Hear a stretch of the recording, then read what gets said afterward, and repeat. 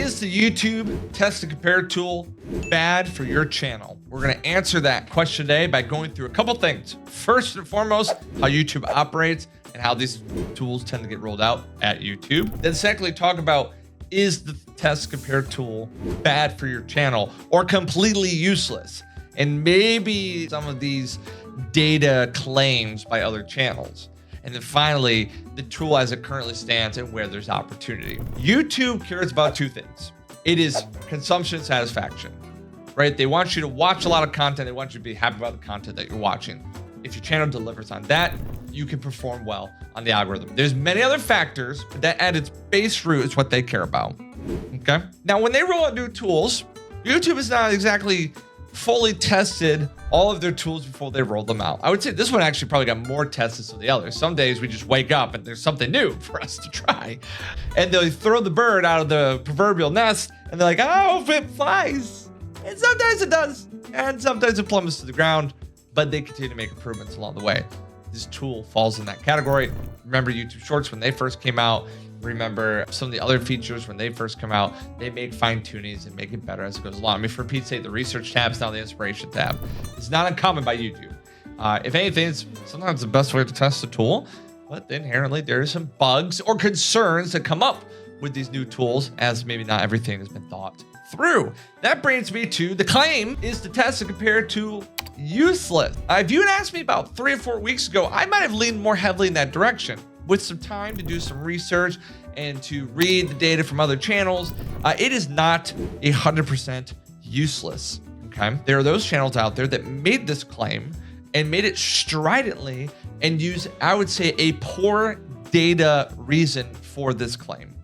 And I want to address that briefly. If you have been told that if you were to run a control group on this tool, it should be, okay, if I use the same thumbnail A, in theory, I should get the same percentage from the test. So 33.3, 33.3, 33.3. The problem with this insinuation, and I get it, scientific method, control experiment, right? I got the plant with not the special fertilizer and the other two with the special fertilizers.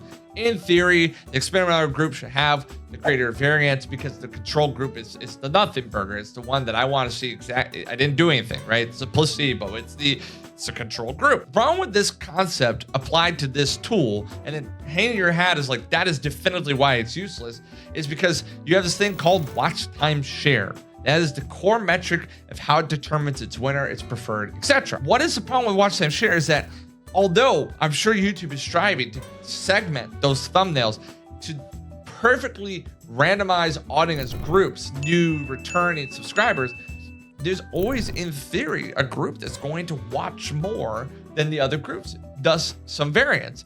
Now, I understand that there's been some wide sweeping variance, some saying that it's pretty drastic, but the insinuation that it should be a completely perfect split when it's based on a metric called watch time share, right? Watch time is asinine. And for that to be your declaring statement that it's useless, it's quite frankly a lack of seeing it through. Because here's my point is you're some of the biggest YouTube creators using this religiously, vigorously.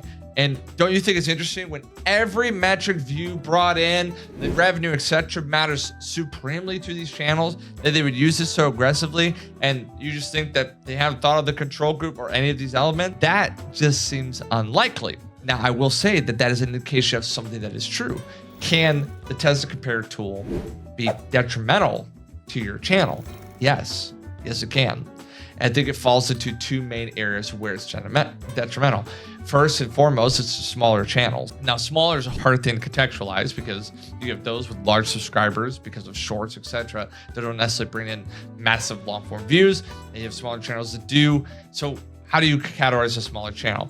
I would say, less than 50,000 impressions. I would say, if you're relatively new starting out, that this thumbnail test compare tool can be detrimental to your growth.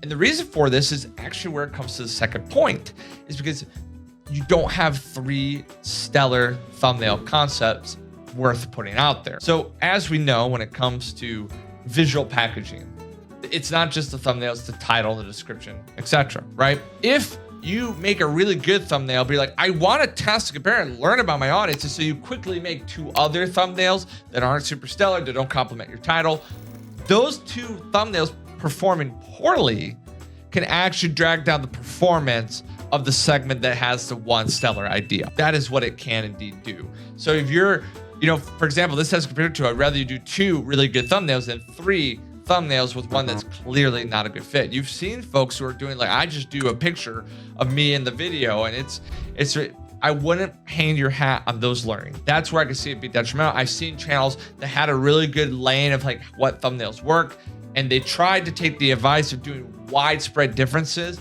Widespread differences need to be top tier quality, even though they are drastically different. Not widespread differences from fully edited thumbnail to screenshot of me by my camera. That is where the tool could be detrimental because it could stunt the performance of some of your videos. Where it's also detrimental is using the thumbnail testing tool to try to get the extra juice out of top performing content. I read a tweet thread where someone went back, took some of their most popular videos and ran the test to see if they get that little extra mile out of it, and it stunted the growth of a lot of those top performers. So I would not recommend using it on a video that's doing stellar. I wouldn't. Where it's really best is channels who know their flavor of thumbnail, and it is an adjustment of maybe the thumbnail text, it's adjustment of colors, facial expressions. That's where it could be really beneficial. Or you got some underperforming content that you want to do another test to try to revitalize it. I've seen that be beneficial as well. So the tool has a place. I think it has a place for those who have a clear vision and plan for their video and the thumbnail design. I think it's also one that can be utilized to help revitalize older content. It is something I'd be very cautious with smaller channels because your data groups are so much smaller that you're not necessarily getting all the information that would be behooving. And then secondly, if you're putting out poor thumbnail quality, then you're going to probably hurt a stellar thumbnail that you made. Once again, would caution you from those who say it's completely useless because it's not. It just has to be used strategically at this moment in time, which brings me to my final point. Is the tool, I believe, is missing a piece here, component. I understand, as I mentioned at the beginning of the video, that it makes sense and you want the best thumbnail to be the one that brings the most consumption and satisfaction, watch time, right?